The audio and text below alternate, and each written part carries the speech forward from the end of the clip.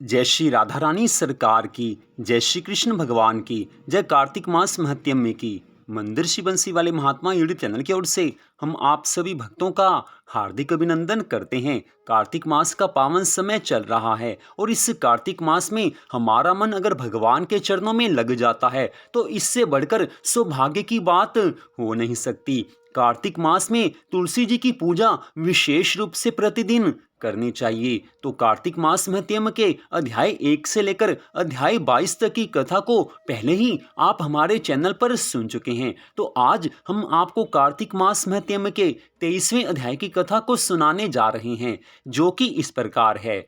बोल श्री राधा कृष्ण भगवान की जय। बोल कार्तिक मास महत्म्य की जय। पिछले अध्याय की कथा में आपने राजा चोल और विष्णुदास ब्राह्मण की कथा सुनी थी। उसमें बताया गया था कि दोनों ही भगवान विष्णु के दर्शन प्राप्त करने के लिए भगवान की पूजा, भगवान की आराधना में पूरी तरह से संलग्न हैं। दोनों ने अपने मन को भगवान के चरणों में लगाया हुआ है। अब उससे आगे की कथा, देवऋषि नारद जी आगे की कथा का वर्णन करते हुए कहने लगे हैं कि हे राजा पृथु, एक दिन की बात है, विष्णुदास ब्राह्मण ने नित्य कर्म करने के पश्चात भोजन तैयार किया, किंतु कोई अलक्षित रहकर उसको चुरा कर ले गया। विष्णुदास ने देखा भोजन नहीं है, परंतु उन्होंने दोबारा भोजन नहीं बनाया, क्योंकि अगर वो दोबारा भोजन बनाते तो उन्हें सायंकाल की पूजा के लिए अवकाश नहीं मिलता। अतः प्रतिदिन के नियम का भंग हो जाने का भय था। दूसरे दिन पुनः उसी समय पर भोजन बनाकर वे ज्यों ही भगवान विष्णु को भोग अर्पण करने के लिए गए, त्यों ही किसी ने आकर फिर सारा भोजन हड़प लिया। इस प्रकार लगातार 7 दिनों तक कोई आकर उनके भोजन का अपहरण करता रहा। इससे विष्णुदास ब्राह्मण को बड़ा विस्मय हुआ है। वे मन ही मन विचार करने लगे हैं कि ये कौन है जो प्रतिदिन आकर मेरी रसोई चुरा कर ले जाता है। यदि दोबारा रसोई बनाकर भोजन करता हूँ तो सायंकाल की पूजा छूट जाती है। यदि रसोई बनाकर तुरंत ही भोजन करता हूँ तो ये उचित नहीं है, क्योंकि भगवान विष्णु को सब कुछ अर्पण किए बिना कोई भी वैष्णव, कोई भी भक्त कभी भोजन नहीं करता। आज उपवास करते मुझे 7 दिन बीत गए। इस प्रकार मैं व्रत में कब तक स्थिर रह सकता हूँ। अच्छा, आज मैं रसोई की भली भांति रक्षा करूंगा।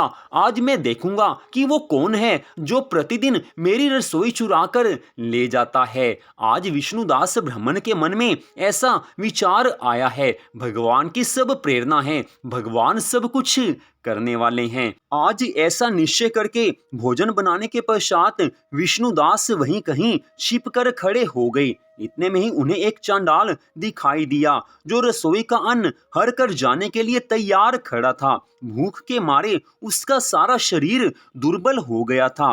उसके मुख पर दीनता छा रही थी। शरीर में हाड़ और चाम के सिवा और कुछ शेष नहीं बचा था। उसे देखकर श्रेष्ठ ब्राह्मण विष्णुदास का हृदय आज करुणा से भर आया है। उनके मन में बहुत दया भावना आई है। उन्होंने भोजन चुराने वाले चांडाल की ओर देखकर कहा कि भैया जरा ठहरो ठहरो, क्यों रूखा सूखा खाते हो, यह घी तो लेते जाओ। ऐसा कहते हुए विप्रवर विष्णुदास को आते देख वह चांडाल भय के मारे बड़े वेग से भागा और कुछ ही दूरी पर मूर्छित होकर गिर पड़ा है। आज उस चांडाल को भयभीत और मूर्छित देखकर द्विज श्रेष्ठ विष्णुदास बड़े वेग से उसके समीप आए हैं तथा दयावश अपने वस्त्र के छोर से उसको हवा करने लगे हैं। जब वह उठकर खड़ा हुआ तब विष्णुदास ने देखा कि वहां कोई चांडाल नहीं है, वहां तो साक्षात भगवान नारायण ही शंख, चक्र और गदा धारण किए सामने उपस्थित हैं। आज अपने प्रभु को प्रत्यक्ष देखकर विष्णुदास सात्विक भावों के वशीभूत हो गए हैं। उन्हें अपने शरीर की भी कोई सुध नहीं रही है। ठाकुर जी सामने हो तो भक्त अपने आप संसार की सुधि, अपनी सुधि भूल जाता है। बहुत से धर्म ग्रंथों में बताया गया है कि भगवान की भक्ति ऐसी करनी चाहिए कि ठाकुर जी स्वयं आकर दर्शन दे दें। आज विष्णुदास ब्राह्मण की भक्ति से प्रसन्न होकर ठाकुर जी स्वयं उसको दर्शन देने आए हैं। भगवान अंतर्यामी हैं, भगवान सबके मन की बात जानने वाले हैं। भगवान को मालूम है कि विष्णुदास का मन पूरी तरह से भगवान में लगा हुआ है। भगवान तो भगवान हैं, उनकी लीला का पार, उनकी माया का पार कोई नहीं पा सका है। आज एक चंडाल का रूप धरकर भगवान स्वयं विष्णुदास ब्राह्मण के घर आए हैं। 7 बार उसकी रसोई चुराई है, लेकिन आज उस ब्राह्मण पर दया आई है। आज विष्णुदास ब्राह्मण को भगवान ने दर्शन दिए हैं, लेकिन विष्णुदास ब्राह्मण भगवान को साक्षात सामने देखकर नमस्कार करने में भी समर्थ नहीं हो सके। उनसे भगवान की कोई स्तुति नहीं हो सकी।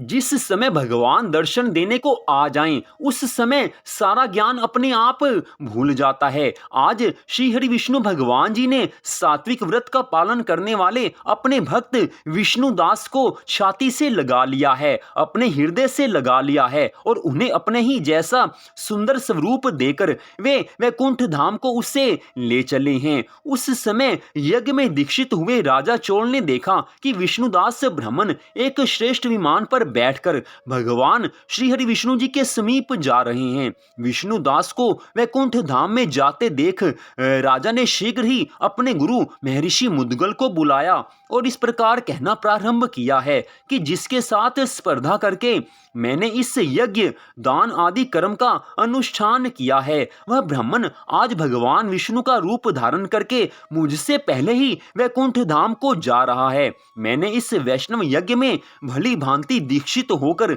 अग्नि में हवन किया और दान आदि के द्वारा ब्राह्मणों का मनोरथ पूर्ण किया, तथापि अभी तक भगवान विष्णु मुझ पर प्रसन्न नहीं हुए हैं और इस विष्णु दास को केवल भक्ति के ही कारण श्री हरि ने प्रत्यक्ष दर्शन देकर कृतार्थ किया है। अतः ऐसा जान पड़ता है कि भगवान विष्णु केवल दान और यज्ञों से प्रसन्न नहीं होते, उन प्रभु का दर्शन करवाने में भक्ति ही प्रधान कारण है। निस्संदेह विष्णुदास ब्राह्मण की भक्ति मुझसे श्रेष्ठ है, तभी तो भगवान ने उनको पहले दर्शन दिए हैं।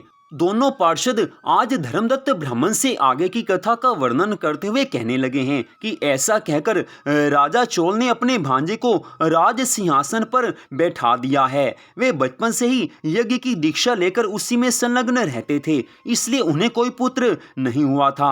यही कारण है कि उस देश में अब तक भांजे ही राज्य के उत्तराधिकारी होते हैं। अपने भांजे को राज्य देकर राजा यज्ञशाला में गए हैं और यज्ञ कुंड के सामने खड़े होकर भगवान विष्णु को संबोधित करते हुए 3 बार उच्च स्वर से निम्नांकित वचन कहे हैं कि हे भगवान श्री हरि विष्णु जी, आप मुझे मन, वाणी, शरीर और क्रिया द्वारा होने वाली अविचल भक्ति प्रदान कीजिए। आज ऐसा कहकर सबके देखते देखते राजा चोल अग्निकुंड में कूद पड़े हैं।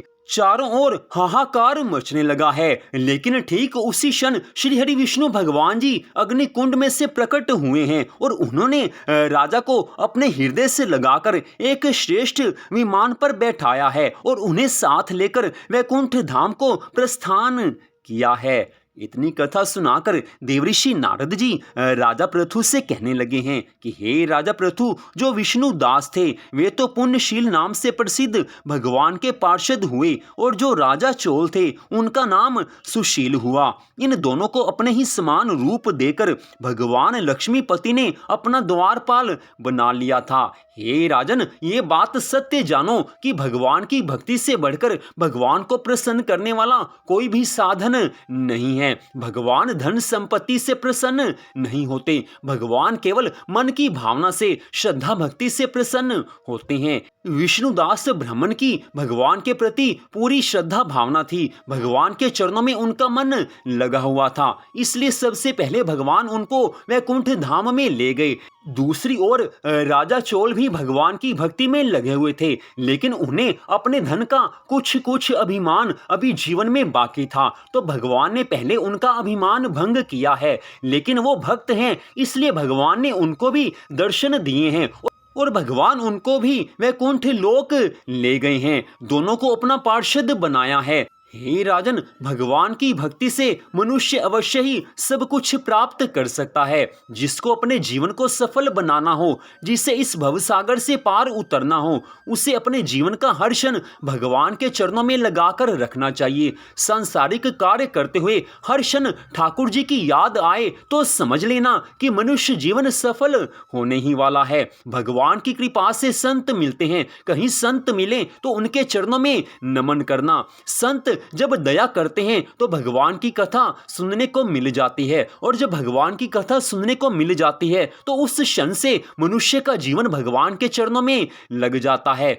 और जिसका मन एक बार भी भगवान के चरणों में लग गया, जिसने एक बार भी श्री राधा कृष्ण भगवान जी की भक्ति कर ली, उस मनुष्य का भवसागर से बेड़ा पार हो ही जाएगा। उस मनुष्य का उद्धार भगवान अपने आप कर ही देते हैं। तो इसलिए अपने आप को भगवान के चरणों में लगा देना चाहिए। इससे संसार के सभी सुख संपत्ति आनंद प्राप्त हो जाते हैं और मनुष्य को जीवन के अंत समय में मोक्ष भी मिल जाता है। तो इस प्रकार कार्तिक मास महत्म्य के 23वें अध्याय की कथा का यहीं पर विश्राम होता है। मंदिर श्री बंसी वाले महात्मा यूट्यूब चैनल की ओर से आज की इस कथा को आपने सुना। प्रतिदिन कार्तिक मास महत्म्य की सुंदर सुंदर कथाओं को आप हमारे चैनल पर सुनते रहें, क्योंकि भगवान की कथा सुनकर ही भव सागर से पार हुआ जा सकता है। यही तो आज देवऋषि नारद जी ने राजा पृथु को इस कथा में बताया है। तो आप सबका फिर से धन्यवाद। भगवान श्री राधा कृष्ण जी की, भगवान श्री लक्ष्मी नारायण जी की कार्तिक मास महत्म्य की अनंत कृपा सदा आप सब पर, आपके परिवार पर बनी रहे। इसी मंगल कामना के साथ जय श्री राधा रानी सरकार की, जय श्री कृष्ण भगवान की, जय श्री लक्ष्मी नारायण जी भगवान की, जय तुलसी माता की, जय कार्तिक मास महत्म्य की। जय जय श्री राधे, जय जय श्री राधे, जय जय श्री राधे श्याम।